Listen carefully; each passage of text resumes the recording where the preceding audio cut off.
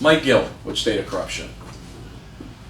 Now, if you've been following our fight against drugs in this state and corruption, you probably know that the drug dealers are suing us.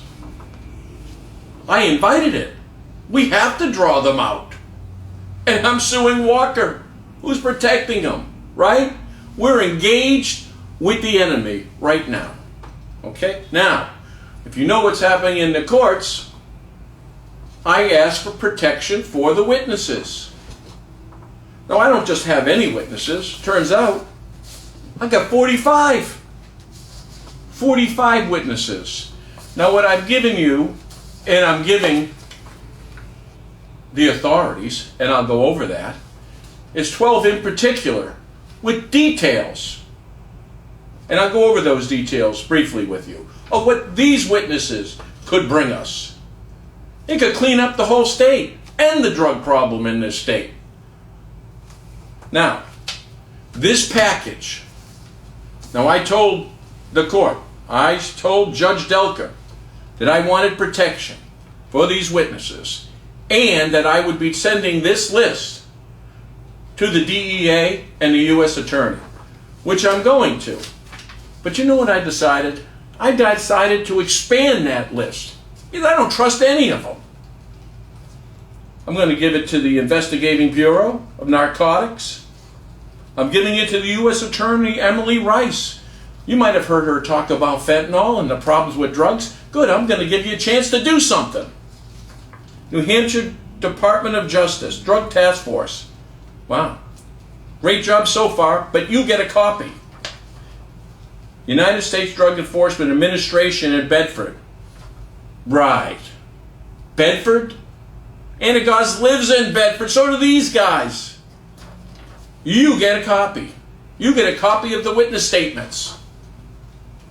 Manchester Police Department, Chief Willard. One of my favorites. Hey, nice job, by the way. I mean, is there anybody left? Oh, and I want to say a personal thank you for liking when they trash my signs. Rather than investigating it, we did file a complaint, right? You didn't do any investigation. I believe the bottles are still out there. Maybe you want to do a fingerprint instead of liking it on Facebook, you idiot. You get a copy. City of Manchester, Ted Gatsis. You know, Ted, I heard you say that if you got a fentanyl dealer, how about a supplier, you would recommend the death penalty. Really? Well, how about this? I'm going to send you a special package. And you know, your good buddy, you may want to rethink that statement. Bedford Police Department, John Boronsky, you know, formerly of the DEA. Right. Nice job. 5 years you come up here, right, with the DEA. You know what's happened in 5 years? 1,000 people died in New Hampshire of drugs, right? Maybe under 25 died in Afghanistan in the last 25 years. Now you tell me, waving a flag upside down because we're in dire distress. You tell me how we're not. You're killing our children, and you're doing nothing about it. Well, you're going to get witness information with an invitation for me to sit with you, each and every one of you. Right. I'd like it to be on camera. But I don't think you do much talking. But I will sit with you. We'll go over this evidence, right? We'll go up to the trafficking, the pricing. And if you don't, and so far none of you have come forward. For instance, do you not know I have evidence? I put the drug dealers on the signs. Are you telling me none of you have seen them? Right. Of course you have. Okay, so that's my distribution list. So Judge Delker, I'm keeping my word. They're getting the evidence. I've just expanded it a little bit. All right? Now let's take a look at what this evidence might entail. We've got how they're trafficking it. Do you know that these guys are involved in construction? Do you know that they're carrying heroin inside the heavy equipment? Right. Eyewitnesses of loading and unloading this heavy equipment and pulling it out, including guns, assault weapons. I can give you that. Eyewitnesses. People might have done the loading themselves, right? Witnesses. Let's take a look some more. They talk about the primary bank. Not just me. They're saying it. They have people working inside the bank afraid for their lives with information. Oh, and by the way, this gentleman's a prominent politician. Right.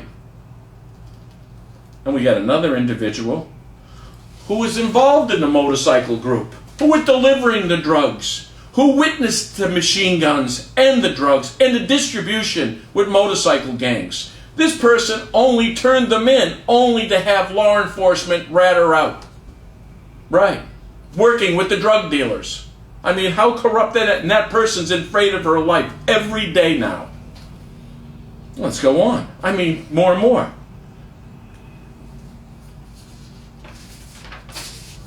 This is a gentleman who only lost his son to buying drugs from Aganos.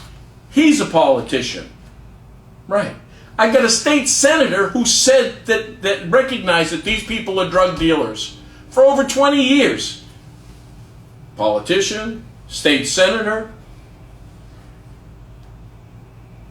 We've got a texter who was friends with Alex, who worked in the distribution of these drugs, worked with the motorcycle gangs in distributing these drugs. He's come forward and he's given evidence. And I'm giving that to you, for you to do something about it. He only talks about the price. He only talks how they buy it in Boston. Alex does. They bring it into Methuen, Lawrence, and the motorcycle people pick them up on the town border of Salem. They tell you how much they pay for them. They're telling you they're selling them out of the Elliott Hospital pharmacy. This was a member of the group. This is someone who's known them and worked for them for years. You see? You get all that. You get their involvement in the motorcycle group. Did you know Aganos owns 2 Harley dealerships? All right. So there's no evidence. There's no question. I've got 12 witnesses here. Eyewitnesses. I've got 45 total witnesses. All right? Let me just go briefly over the letter that I'm going to post on this video that you're going to see. This is the letter that each of these individuals and agencies are going to get. All right? I want to enclose this information pertaining to 12 witnesses. I have 3 to 4 times as many witnesses who are willing to testify regarding knowledge of the below matter. Which bears the question, what exactly are you doing? If I can come up with 45 witnesses by myself with them throwing bottles at my sign, how can't you catch these people? You don't know that Dick Aganos is a major drug dealer? I've enclosed text messages detailing prices, location, exchange, illegal drugs, prescription drugs. I mean, the Hope Treatment Centers. It goes through each of these pieces. Before I go on, I want you to know I also spoke to a witness who only said in 2000 the DEA corrupted a bus against Aganos. You're going to see a Sergeant Hambrook. Hambrook was the arresting officer. Guess what? The DEA kidnapped the witness, brought him in the Lowell and screwed up the whole arrest. All the thing was wired. They had video cameras. They had officers surrounding the house, and they stilled it. So what are we dealing with? We're dealing with the 70s with Stewart. We're dealing with the 80s with Kidden. We're dealing with 2000 with Hambrook, when they screw it up. In 2009, we only had the biggest cocaine bust in the history of the state on a project owned by Anagos. I mean, come on. And now I'm bringing you text messages that are about 3 weeks old. To date. The individual has been a drug dealer for 40 years, including today. I have significant evidence substantiating this, such as police, eyewitnesses. We only got a couple of cops. I mean, the ones that aren't corrupt. The evidence addresses not only the drug dealers by criminality of the protection of the drug dealers and his operations throughout the state of New Hampshire, further partnering with crime, such as Aganos and grinders and crews, hiding drugs. They're using inventories and automobiles. Let me see, Auto Fair, pretty big auto dealership, right? I mean, geez, have you ever seen Cocaine Cowboys? You ever seen Scarface? That they never have car dealerships? They were all with It's laundering the money through the banks and car dealerships. What do they own? Car dealerships and banks. I mean, we can make our own movie. I've included the 12 witnesses. But again, I have 45 pieces of evidence and witnesses that will give testimony. And again, I want a face-to-face meeting. You are owed a face-to-face meeting. We've had 1,000 deaths in this state with no answers. Do you believe that? Why are we the worst in the country per capita? Listen, I want you to think about this. When, at any time in history, have we had an epidemic of crime and not had law enforcement involved? New York, all those cocaine, Miami, with all the cocaine. I mean, right down to Al Capone buying judges. How about this? They didn't have to buy. They are in partnership, as they were before. Nothing has changed. It might just be more complete. Okay, Mike Gill.